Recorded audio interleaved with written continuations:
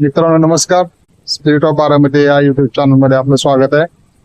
आज आपण चाललेलो आहोत नीरा नरसिंगपूरला, जिथे आपण नरसिंहाचं मंदिर पाहणार आहोत आणि भीमा आणि नीरा या दोन नद्यांचा संगम इथं आपल्याला पाहायला मिळणार आहे. आता आपण लगेच निघणार आहोत, लासुंबे मार्गे आपण जाणार आहोत. नरसिंगपूरला जाण्यासाठी बारामतीहून जर निघालो तर आपण बावडा मार्गे जाऊ शकतो. बारामती ते नरसिंगपूर हे अंतर जवळपास 71 किलोमीटर आहे. परंतु जर तुम्ही सोलापूर कडून येणार असाल तर तुम्ही टेंभुर्णीला उतरायचं आहे. टेंभुर्णी येथून अकलूजला जाणाऱ्या बसनं संगम चौक येथे उतरायचं आणि तेथून रिक्षाद्वारे नरसिंगपूर येथे यायचं. आणि पुणे ते नरसिंगपूर अंतर 185 किलोमीटर आहे. जर तुम्ही पंढरपूर अकलूज मार्गाने येत असाल तर अकलूजहून टेंभुर्णीला जाणाऱ्या बसनं बसायचंय, संगम येथे उतरायचंय आणि तेथून रिक्षाद्वारे नीरा नरसिंगपूर येथे उतरायचंय.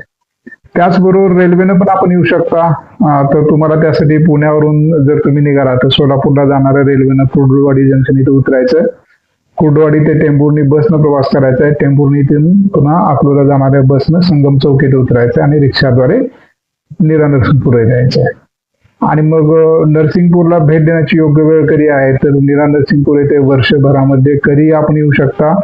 त्यातल्या त्यात पावसाळ्यामध्ये तुम्ही नीरा व भीमा या दुथडी भरून वाहणाऱ्या नद्यांचा आनंद लुटू शकता. आता आपण पोहोचलेलो आहोत श्री लक्ष्मी नरसिंह मंदिर.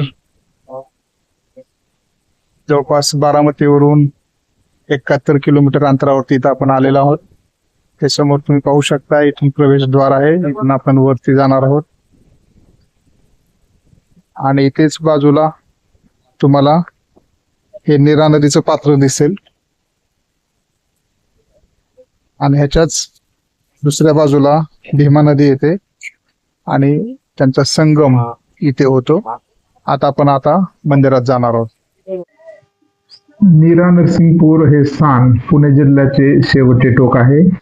क्षेत्राच्या एका बाजूने नीरा नदी तर दुसऱ्या बाजूने भीमा नदी वाहते आणि त्यामुळे 3 बाजूला पाणी आणि एका बाजूला जमीन असे हे रमणीय स्थान आहे. या क्षेत्राचा आकार सिंहाच्या नाकासारखा आहे आणि येथील श्री नरसिंह हे महाराष्ट्र, कर्नाटक आणि मध्य प्रदेश यातील अनेक नरसिंह भक्तांचा कुलस्वामी आहे. या सर्व भक्तांचे श्री नरसिंह हे अधिष्ठान आहे. ते या क्षेत्रास मानतात. इतकेच काय तर ज्यांचा कुलस्वामी नाही अशाही अनेकांना या क्षेत्राचे महात्म्य आणि रमणीयता जाणवलेली आहे. येथे अनेक भक्त दर्शनासाठी येतात आणि नरसिंहाचा आशीर्वाद घेतात. आता आपण या भव्य अशा पायऱ्या दिसतात, तिथून आपण आत चाललेलो आहोत. सध्याचे श्रीचे देवालय हे उत्तुंग व भव्य असं असून पेशवे काळातील वास्तुशिलाचा एक उत्तम नमुना आहे. देवालयाच्या चारही बाजूंना रुंद व भक्कम असा तट आहे. श्रीमूर्तीचा प्रमुख गाभारा, त्यापुढील गर्भागार, रंगशिलेचा सभामंडप हे संपूर्ण दगडी बांधकाम असून दगडी छतावरील नक्षी व विविध देवाच्या मूर्ती लक्षणीय आहेत. घडीव दगडी खांब कुशलतापूर्वक तयार केलेले आहेत. पितळी दरवाजापुढे लाकडी मंडप असून त्यापुढे भक्त प्रल्हादाचे मंदिर आहे. श्री लक्ष्मी नरसिंह देवस्थान ट्रस्ट इथे आपण आलेलो आहोत. त्या मंदिरामध्ये आपण प्रवेश केलेला आहे. ही दीपमाळ इथे दिसत आहे. नीरा नरसिंहपूर हे ठिकाण इंदापूर तालुक्यात येत आहे, की जिथे हे अतिशय सुंदर असं आखीव रेखीव मंदिर आपल्याला पाहायला मिळेल. हे प्रवेशद्वार आहे. एक गज इथं आपल्याला दिसतील.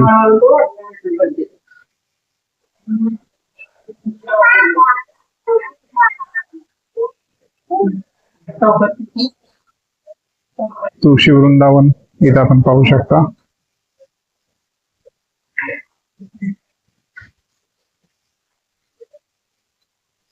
इथे छोटे छोटे मंदिर आहेत. या मंदिर परिसरामध्ये हे आपल्याला दिसतील. हे मुख्य मंदिराचा कळस इथे दिसतोय आपल्याला.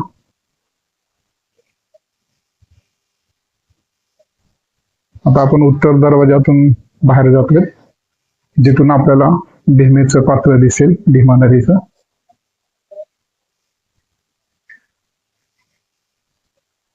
इकडे हे गाव आहे, त्यामुळे इमारती दिसत आहेत.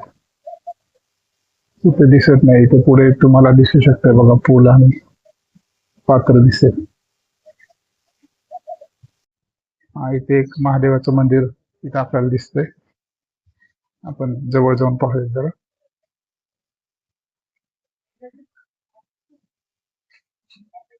अतिशय सुरेख अशी महादेवाची पिंड आपल्याला दिसत आहे. मंदिराच्या मुख्य गाभाऱ्यात श्री नरसिंहाच्या 2 मूर्ती आहेत. त्यातली एक मूर्ती काळ्या पाषाणाची असून ब्रह्मदेवकृत नरसिंह मूर्ती आहे. त्या मूर्तीस शामराज असे म्हणतात.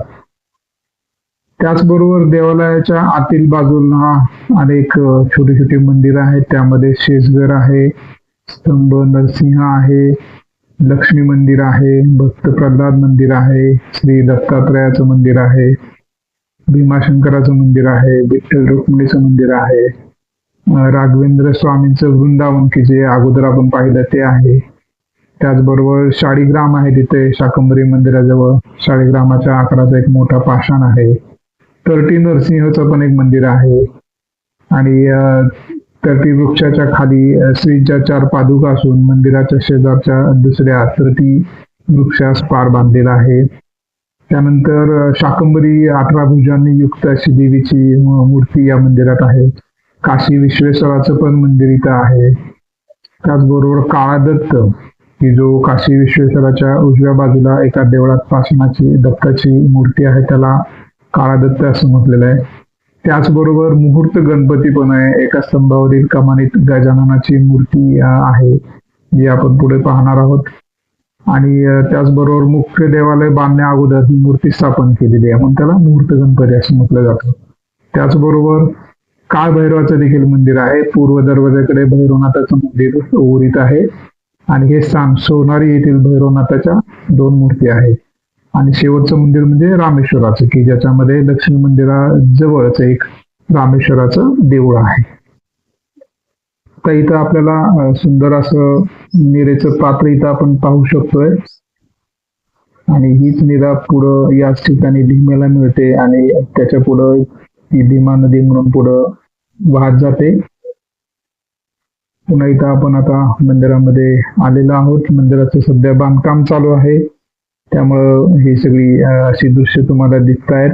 देवालयाच्या पश्चिम दरवाजाकडे प्रल्हाद मंदिराच्या पाठीमागे वाजवण्याची एक प्रचंड अशी घंटा आहे, सध्या खालीच ठेवलेली.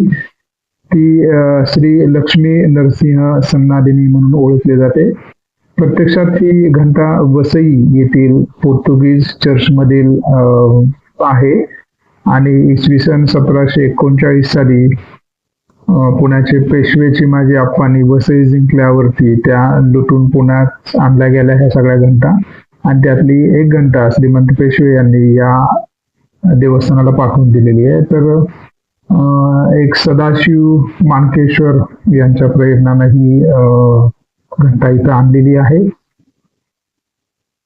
तर आपण मुख्य प्रवेशद्वार दिसतोय की जिथून आपण आत आलो होतो. आणि हा जो रस्ता आहे तो सरळ बावड्याला येतोय. आता पुन्हा आपण मुख्य प्रवेशद्वारातून आत येतोय. आणि हे खांब दिसत आहेत तुम्हाला. आणि तुम्हाला सुरुवातीला सांगितलं होतं की मूर्त गणपती तो इथे आपल्याला दिसतोय. पहा, मूर्त गणपती इथेच आहे. आणि त्याचं दर्शन घेऊनच आपण पुढे जातो. नीरा भीमा संगम घाटाची वैशिष्ट्य पण आपण आता पाहणार आहोत. नीरा भीमा या नद्यांच्या संगमावरील घाटामध्ये शिल्प सौंदर्य लक्षणीय आहे. घाटाच्या पायऱ्यात बसवलेल्या मोठ्या दगडातून तिचे शिल्प घडवलेले आहे. संगमात स्नान करून संगम चढत असताना आपली सोंड वर करून भक्तांना हे हत्ती अभिवादन करतात आणि त्यांचं स्वागत करतात. त्याचबरोबर हत्ती आणि सिंह यांची जोडीही येथे लक्ष वेधून घेते आपलं. आणि त्याचबरोबर मगरीचे एकूण 5 शिल्प आहेत. त्यानंतर दाजी मुदोजी यांनी हा संगम घाट बांधलेला आहे. तसेच या घाटावर 16 दगडी खांबांनी युक्त असे दगडी देव आहेत. या देवालयाच्या मध्यभागी आश्वस्तरूपी नरसिंह गणपती मारुती शिवलिंग व वटवृक्ष या देवता आहेत. या पाराचा जीर्णोद्धार रघुनाथ विंचुरकर यांनी केलाय. देवालयाच्या पुढच्या बाजूला दीपमाळ की जी आपण अगोदर पाहिलेली आहे ते दिसते. त्याचबरोबर जानकेश्वर नावाचं शिवमंदिर पण आहे. सतीपत्नी जानकीबाई यांच्या स्मरणार्थ रघुनाथ विंचुरकर यांनी शके 1803 साली हे शिवमंदिर बांधलेलं आहे. आता आपण नीरा नदीवरील असणारी तीर्थ पाहणार आहोत. त्यांना विविध नावं दिलेली आहेत. एकूण 5 तीर्थ आहेत. मुख्य अशी त्यांची नावं अशी आहेत: लक्ष्मी तीर्थ, पद्मतीर्थ, शंखतीर्थ, पिशाच विमोचन तीर्थ आणि नरसिंह तीर्थ अशी ही 5 तीर्थ नीरा नदीच्या पात्रामध्ये आहेत. आणि त्याचबरोबर हंस तीर्थ, इंद्र तीर्थ, तारा तीर्थ, दुर्वास तीर्थ, कपिल तीर्थ, गणेश तीर्थ ही पण आहेत. आणि त्याच नंतर भीमा नदीवरील पण काही पवित्र तीर्थ इथं आपल्याला आहेत. त्याच्यामध्ये देखील 4-5 महत्वाचे आहेत: दुर्गा तीर्थ, कोटी तीर्थ, गो तीर्थ, भानू तीर्थ आणि चक्र तीर्थ.